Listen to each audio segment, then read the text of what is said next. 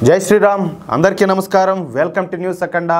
నేను మీ కస్తూరి శ్రీధర్ మిత్రులారా ఛత్రపతి శివాజీ మహారాజ్ గారి విషయంలో జపాన్ దేశం ఒక సంచలనమైనటువంటి నిర్ణయం తీసుకునింది సరే ఇంతకు ఏందా నిర్ణయం అనేది ఈ న్యూస్ ద్వారా మీకు చెప్పే ప్రయత్నం చేస్తా ఓకేనా ఛత్రపతి శివాజీ మహారాజ్ అసలు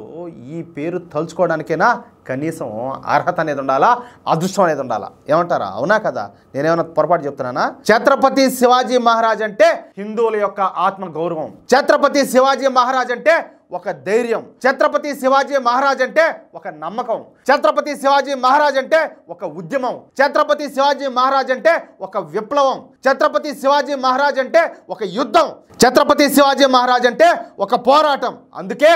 జిహాదీలకు మన ఛత్రపతి శివాజీ మహారాజ్ పేరు చెప్తే చెడ్డీలు తడుపుకుంటా ఉన్నారు అట్లే భారతదేశ దురాక్రమణ దాలేటువంటి మొఘల్ చక్రవర్తులకు నరకం అంటే ఏంటో చూపించేటువంటి ఒక మహాశక్తి మన ఛత్రపతి శివాజీ మహారాజ్ గారు ఛత్రపతి శివాజీగా ఖ్యాతి పొందినటువంటి శివాజీ రాజే భోంస్లే పశ్చిమ భారతదేశాన్న మరాఠా సామ్రాజ్యాన్ని నెలకొల్పి మొఘల్ సామ్రాజ్యాన్ని ఎదిరించారన్నమాట తెలుగు సంవత్సరం అయినటువంటి 1674వ సంవత్సరం హిందూ నెల జ్యేష్ఠ శుద్ధ త్రయోదశి నాడు ఛత్రపతి శివాజీ పట్టాభిషేక వార్షికోత్సవం జరిగినటువంటి సందర్భంగానే మనం హిందూ సామ్రాజ్య దివస్గా జరుపుకుంటాం అన్నమాట సరే 17 ఏళ్ల వయసులోనే ఛత్రపతి శివాజీ మొట్టమొదటి యుద్ధం చేసి బీజాపూర్ సామ్రాజ్యానికి చెందినటువంటి తోర్నాకోటను సొంతం చేసుకున్నాడు ఎన్నేళ్ల వయసులో కేవలం 17 ఏళ్ల వయసులో 17 ఏళ్ల వయసులో అయితే ఈ జనరేషన్లో పిల్లలకు ఏమే వాళ్ళ అమ్మ నాయన చెప్తారా మా ఎబ్బి చిన్నపిల్లోడు మా ఊడికి ఏం తెలియదు నాయన చిన్నవాడు మా ఊడు పసిబిడ్డ అట్టాడిది అదే 17 ఏళ్ల వయసులో మన ఛత్రపతి శివాజీ మహారాజ్ గారు ఏది యుద్ధం చేసి బీజాపూర్ సామ్రాజ్యానికి చెందినటువంటి తోర్నాకోటనే సొంతం చేసుకున్నాడు వీరుడంటే ఆయన మొనగాడంటే ఆయన అవునా కాదా మరో 3 ఏళ్లలో కొండన అదేవిధంగా రాజ్గఢ్ కోటను సొంతం చేసుకుని పూణే ప్రాంతాన్ని అంతా కూడా తన స్వాధీనంలోకి తెచ్చుకున్నాడు శివాజీ తమ కోటను సొంతం చేసుకోవడం చూసి ఆదిల్ షా మోసపూరితంగా ఛత్రపతి శివాజీ మహారాజ్ గారి తండ్రి అయినటువంటి షహజాని బంధించేశాడు ఎట్లా మోసపూరితంగా మీ బతుకులు జాడ ఇకపోతే ఛత్రపతి శివాజీని అదేవిధంగా బెంగళూరులో ఉన్నటువంటి శివాజీ అన్నటువంటి సంభాజీని పట్టుకోవడానికి 2 సైన్యాలను పంపిస్తే అన్నదమ్ములు ఇద్దరూ కలిసి ఆ సైన్యాలను ఓడించి తమ తండ్రిని బంధవిముక్తుడిని చేయించుకున్నారనమాట ఇక్కడ ఒక చిన్న మాట చెప్పాలా సంభాజీ వాళ్ళ అన్న అనమాట వాళ్ళ సోదరుడు అదేవిధంగా ఈ సంభాజీ గారి పేరే కొడుకు కూడా పెట్టారనమాట తెలుసు కదా మీకు అది విషయం అయితే ఇకపోతే ప్రతాప్గఢ్ యుద్ధం కొల్హాపూర్ యుద్ధం పవన్కిండ్ యుద్ధం అదేవిధంగా షైస్తాకాంత్ యుద్ధం సూరత్ యుద్ధం ఇలా అనేక యుద్ధాలు చేసి ఈ తురకరాజులను మట్టి గరిపించాడు మన ఛత్రపతి శివాజీ మహారాజ్ గారు మన శివాజీ మహారాజు బ్రతికి ఉన్నంత వరకు మొఘల్ చక్రవర్తులు కోటను దాటి బయటకు వచ్చేవాళ్ళు కాదంట ఎందుకంటే శివాజీ ఎప్పుడు ఎటు నుంచి వచ్చి దాడి చేస్తాడని చెప్పి భయంతో అయితే స్వాతంత్రం వచ్చిన తర్వాత ఈ దిక్కుమాలినటువంటి కాంగ్రెస్ ప్రభుత్వం మూలంగా మన ఛత్రపతి శివాజీ యొక్క శౌర్య పరాక్రమాల గురించి ఈ ప్రపంచానికి తెలియకుండా పోయింది ఇటువంటి వీరుల గురించి మనకు చదివించకుండా ఏమే ఎవడో మన దేశాన్ని కొల్లగొట్టేటువంటి ఎవరో ఈ దండుపాలెం బ్యాచ్ అంతా ఉన్నారు కదా ఈ మొఘలాయిలు బ్రిటిషర్లు వీళ్ళంతా కూడా వాళ్ళ గురించి చదివించారు మన దగ్గర ఈ దుర్మార్గపు ఈ కాంగ్రెస్ ప్రభుత్వం అందుకే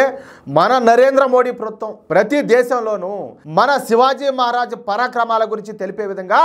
వివిధ మార్గాల ద్వారా కృషి చేస్తున్నారన్నమాట ఈ క్రమంలో మొదటి అడుగైతే పడింది మన మిత్రదేశమైనటువంటి జపాను మన ఛత్రపతి శివాజీ మహారాజ్ శౌర్య పరాక్రమాలను అయితే గుర్తించడమే కాకుండా జపాన్ రాజధాని అయినటువంటి టోక్యోలో మన ఛత్రపతి శివాజీ మహారాజ్ విగ్రహాన్ని ప్రతిష్ఠించారు భారత్ జపాన్ దేశాల మధ్యనటువంటి ఈ స్నేహ సంబంధాలకు గుర్తుగా మన ఛత్రపతి శివాజీ మహారాజ్ విగ్రహాన్ని ప్రతిష్ఠించడం నిజంగా మన హిందువులకు అందరికి కూడా గర్వకారణం అని చెప్పి చెప్పాలి ఇకపోతే ఈ విగ్రహం ఎత్తు వచ్చేసి 8.5 అడుగులు బరువు వచ్చేసి 450 కిలోలు ఇక ఈ విగ్రహాన్ని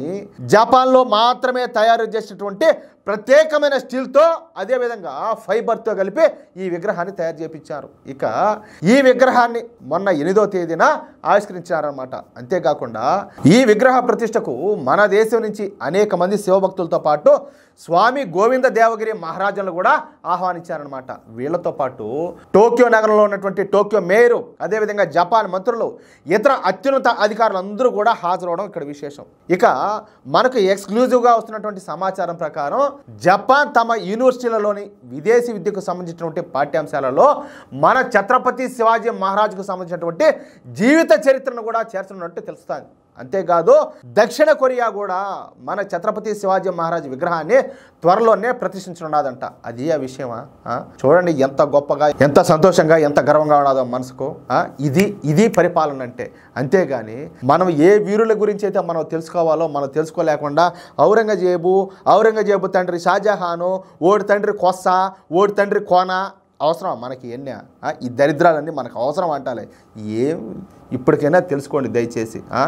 ఎవరు ఈ దేశ క్షేమం కోరుతారో, ఎవరు ఈ దేశ చరిత్రను, ఈ దేశం యొక్క వీరులు ఎవరు గుర్తిస్తారని చెప్పేసి ప్రతి ఒక్కరు గమనించాలి. దయచేసి ప్రతి ఒక్కరు కూడా అర్థం చేసుకుంటారని చెప్పేసి నేనైతే కోరుకుంటున్నాను. మిత్రులారా, ఈ న్యూస్ కనుక మీకు నచ్చినట్లయితే ఖచ్చితంగా ఈ న్యూస్ నలుగురికి షేర్ చేయండి. అదేవిధంగా ప్రతి ఒక్కరు కూడా మీ యొక్క అమూల్యమైన అభిప్రాయాలను ఖచ్చితంగా కామెంట్ చేయండి. అలాగే ఇంతవరకు మీరు కనుక మన ఛానల్ సబ్స్క్రైబ్ చేసుకున్నట్టయితే ప్రతి ఒక్కరు కూడా మన ఛానల్ సబ్స్క్రైబ్ చేసుకోండి, సపోర్ట్ చేయండి ప్లీజ్. జై శ్రీరామ్.